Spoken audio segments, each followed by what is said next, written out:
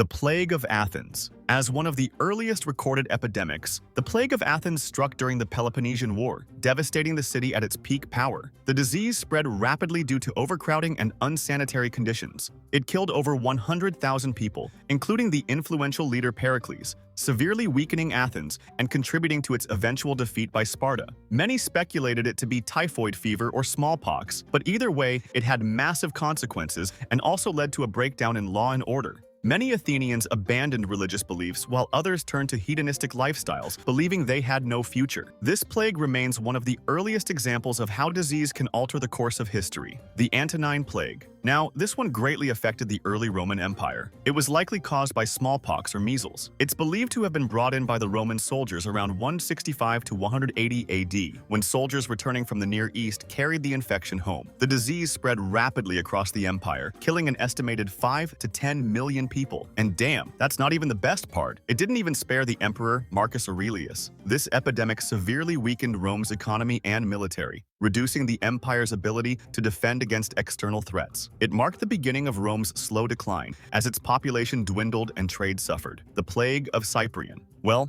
I guess the Roman Empire didn't really get enough from the last one, because this disease, named after Saint Cyprian, the bishop, struck the Roman Empire again around 249 to 262 AD, a period of political crisis. I can't even imagine how much worse that situation could have gotten. The illness, possibly a hemorrhagic fever, killed thousands daily. Humanity was basically hanging on by a thread with this one because it led to widespread social panic, which rapidly destabilized the empire, contributing to the crisis of the 3rd century, a period of civil war, economic collapse, and foreign invasions. The Black Death. The Black Death, as the name suggests, happens to be the deadliest pandemic ever recorded in history, because that thing killed between 75 to 200 million people, wiping out nearly 60% of Europe's population. Geez, and I thought the previous ones were terrible. It was caused by the bubonic plague, Yersinia pestis, and it originated in Asia before spreading to Europe through trade routes. And with that many deaths, a lot of bad things could go down, like wages increasing, leading to the decline of feudalism. There was also widespread persecution of minorities, including Jews, whom many falsely blamed for spreading the disease. Humans seem to like those kinds of things. The Justinian Plague. This was the first recorded outbreak of the bubonic plague, but it originated in Egypt before spreading to the Byzantine Empire. At its peak, it killed up to 50 million people, nearly half of the empire's population. Emperor Justinian I, who had ambitious plans to reunite the Roman world, sadly saw his empire crippled by the death toll. This pandemic marked a turning point in history, as the economic devastation prevented the Byzantine Empire from fully restoring Rome's former glory. The Colonial epidemics. This one basically happened when the Spanish arrived in Mexico, and they unknowingly introduced deadly pathogens to the indigenous populations. The Colonial epidemics, believed to be caused by a hemorrhagic virus, killed 5 to 15 million Aztecs, wiping out 80% of the population. This massive loss of life accelerated the collapse of the Aztec civilization, allowing Spanish colonizers to take control of the region with little resistance. Smallpox. Smallpox was one of the most deadly diseases in human history, responsible for hundreds of millions of deaths. It had a mortality rate of up to 30% and played a critical role in the European conquest of the Americas, where it wiped out indigenous populations who had no immunity. It's kind of funny how these viruses played a huge role in human history. Anyway, the discovery of the smallpox vaccine by Edward Jenner in 1796 eventually led to the eradication of the disease in 1979, making it the first infectious disease to be eliminated by human effort. The Third Plague Pandemic. This outbreak of bubonic plague began in China and spread to India, killing over 12 million people from 1855 to 1959. However, unlike previous plagues, scientific advancements led to the discovery that fleas and rats were responsible for spreading the disease, leading to improved sanitation and disease control efforts. The Spanish flu. The Spanish flu started from 1918 to 1919. It was an H1N1 influenza pandemic that infected 500 million people, nearly one-third of the world's population. It killed between 50 and 100 million people, more than World War I itself. Unlike typical flu strains, it solely affected young, healthy adults. Governments worldwide introduced quarantine measures, but the lack of antibiotics to treat secondary infections resulted in a massive death toll. This pandemic led to major advancements in public health infrastructure. The Asian flu caused by the H2N2 virus. This flu pandemic originated in China and killed 1 to 2 million people. The response to this outbreak led to the rapid development of influenza vaccines, which have since become a cornerstone of flu prevention. This spanned from 1957 to 1958. Imagine the damage it did in such a short span of time. The HIV/AIDS pandemic. HIV or AIDS has killed over 40 million people worldwide since its emergence in the early 1980s. Initially misunderstood and highly stigmatized, the disease led to massive research efforts, resulting in life-saving antiretroviral therapies. Even to this day, the cure for HIV hasn't been discovered, and patients have to depend on drugs to survive. The COVID-19 pandemic. The most recent global pandemic, COVID-19, was caused by SARS-CoV-2. It led to over 7 million confirmed deaths, widespread economic collapse, and unprecedented lockdown measures. However, it also resulted in the fastest vaccine development in history, with efforts coming from all around the world. The vaccines helped curb the spread of the virus, although there are still some reports of cases, but not as before when people were forced to stay indoors. Ebola virus. Ebola virus disease was first identified in 1976 near the Ebola River in the Democratic Republic of Congo. Since then, it has caused multiple outbreaks in West and Central Africa, with fatality rates reaching up to 90% in some cases. Ebola is a hemorrhagic fever that spreads through direct contact with bodily fluids. The 2014 to 2016 outbreak in West Africa was the largest recorded, killing over 11,000 people and overwhelming healthcare systems. The rapid spread of the disease and its high mortality rate fueled widespread fear, prompting global efforts to develop treatments and vaccines. Tuberculosis. Tuberculosis has plagued humanity for thousands of years. Caused by Mycobacterium tuberculosis, it primarily affects the lungs and spreads through airborne droplets. In the 19th century, tuberculosis was killing millions annually in Europe and North America. Today, tuberculosis remains one of the world's deadliest infectious diseases, killing around 1.5 million people per year, despite being preventable and curable. The rise of drug-resistant strains continues to pose a major global health challenge. Malaria. This is a disease caused by Plasmodium parasites and is transmitted by mosquito bites. It has recordings of killing millions over time and remains a significant public health issue in tropical and subtropical regions. During World War II, malaria outbreaks crippled armies in the Pacific, and in colonial Africa it hindered European expansion. However, the efforts to eradicate malaria through mosquito control, anti-malarial drugs, and vaccines have significantly reduced cases, but the disease still claims over 600,000 lives annually even till this day. Cholera. Also known as the Waterborne epidemic. Cholera is caused by Vibrio cholerae and spreads through contaminated water or food. One of the most significant cholera outbreaks struck London in 1854. Physician John Snow traced the source to a contaminated water pump before enforcing modern epidemiology and sanitation practices. This disease leads to severe dehydration and death, and has crossed across the globe, killing millions. While modern water treatment has reduced cholera's impact, it still kills thousands each year in regions with poor sanitation. Yeah, that's actually one good reason to be clean.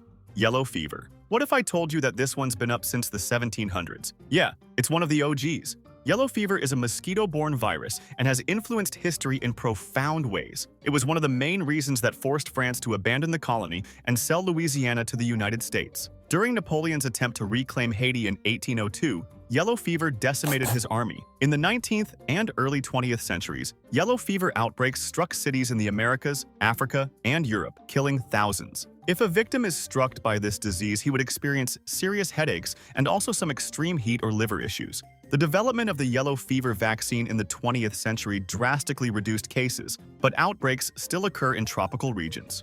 The Russian flu. The Russian flu was one of the first well-documented influenza pandemics, originating in Russia and spreading globally. It is estimated to have killed 1 million people and was active around 1889 to 1890. Also, it was quite similar to our favorite COVID-19 as it affected respiration and also made you lose your sense of taste. That's the classic, right? Anyways, this pandemic was one of the main reasons for modern influenza surveillance and provided key insights into how respiratory viruses spread in an increasingly connected world, which definitely have been a huge help even till this very day. The Zika virus. This one was around 2015 and 2016, so it was experienced not too long ago. The Zika virus was transmitted by mosquitoes and caused a widespread outbreak in South America and the Caribbean in 2015. Unlike many other mosquito-borne diseases, Zika led to severe birth defects, including microcephaly in infants born to infected mothers. Yeah, that's pretty sad, right? Although the virus was not highly fatal, its devastating effects on newborns led to widespread public health concerns, travel warnings, and aggressive mosquito control measures. SARS. or fully called severe acute respiratory syndrome, is caused by the SARS-CoV virus. It started in China in 2002 and spread to over 30 countries, killing nearly 800 people. Yeah, this one's quite chill unlike the others. Victims experienced respiratory distress or shortness of breath, and cough, infection, or headache were also common. I think it also brings fever as well. This SARS thingy was a wake-up call for global health agencies, highlighting the need for better pandemic preparedness. While the outbreak was contained, SARS set the stage for the COVID-19 pandemic, which emerged from the same family of viruses. MERS, also known as the deadlier coronavirus. Middle East Respiratory Syndrome, or MERS, caused by MERS-CoV, was first identified in Saudi Arabia in 2012. With a fatality rate of about 35%, it is far deadlier than COVID-19, but less contagious. This disease primarily spread through close contact with infected individuals or camels, highlighting the dangers of animal-to-human virus transmission. Nipah virus. The Nipah virus is a very deadly disease with a fatality rate of up to 75%. This virus basically spreads from fruit bats to humans, through contaminated food, infected animals, or direct contact with sick people. The symptoms start like the flu, but quickly lead to brain swelling, seizures, and coma. And ever since its outbreak up till now, there is no actual cure or vaccine, which makes Nipah an even more very terrifying pandemic in history. However, scientists do believe early detection, isolation, and supportive care could help fight this virus actually. But the best way to stay safe is to avoid raw date palm sap, infected animals, and close contact with sick individuals. And its recent outbreaks in India and Bangladesh prove how dangerous Nipah is, and scientists are still searching for a way to stop it. The H1N1 swine flu. This one popped up in 2009 and spread like gossip. Yeah, I mean very fast and everywhere that 1.4 billion people got infected worldwide and killed between 150,000 and 575,000 people actually, and these are mostly children and young adults. But despite the name, you won't catch it from eating bacon, so no need to eye your breakfast suspiciously. It mainly spreads through coughs, sneezes, and touching germy surfaces, which to be honest are all things we basically do every day. Victims of this disease show symptoms like fever, sore throat, body aches, and get seriously fatigued like they just got hit by a truck. However, people do mostly recover from this disease, but at the same time and for some reason, it could be very dangerous. And unlike the previous one, thankfully doctors whipped up a vaccine, and Tamiflu could easily help treat it, even though the best way to stay safe from it is to wash your hands regularly, avoid sick people, and if someone sneezes near you, maybe run. Lassa fever. Lassa fever is a viral disease that makes the flu look like a minor inconvenience. Yeah, mainly spread through rats, specifically their urine and droppings. So if you needed another reason to keep rodents out of your house, here it is. Symptoms start mild, fever, weakness, and headaches, but in severe cases it can lead to bleeding, organ failure, and even death. And the worst part of this virus is that many people don't show symptoms at first, making it hard to detect early. There's no vaccine yet, but antiviral drugs like ribavirin can help if taken early. But in general, Lassa fever particularly had been a very deadly disease, with up to 500,000 cases per year and thousands of deaths. Dengue fever. Dengue fever is a mosquito-borne disease that has spread rapidly due to urbanization and climate change, with over 400 million infections per year and has now become a major global health issue. It has no cure yet, actually, and severe cases can cause internal bleeding and organ failure. But efforts to develop vaccines and mosquito control programs are ongoing.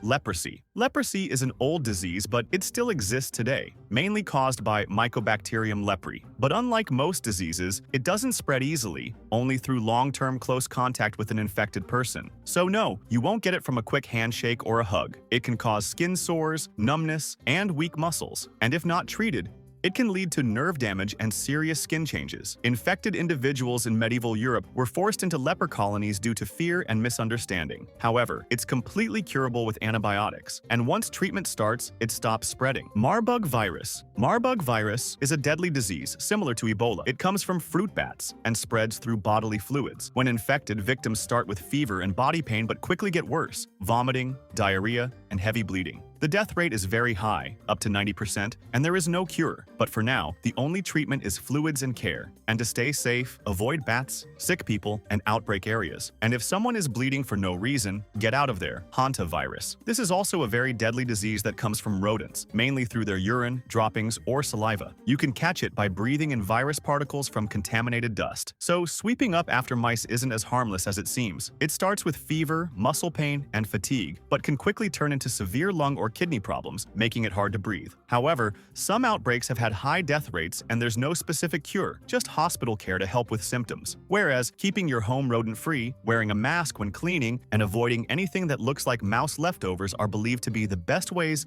to stay safe from this deadly disease.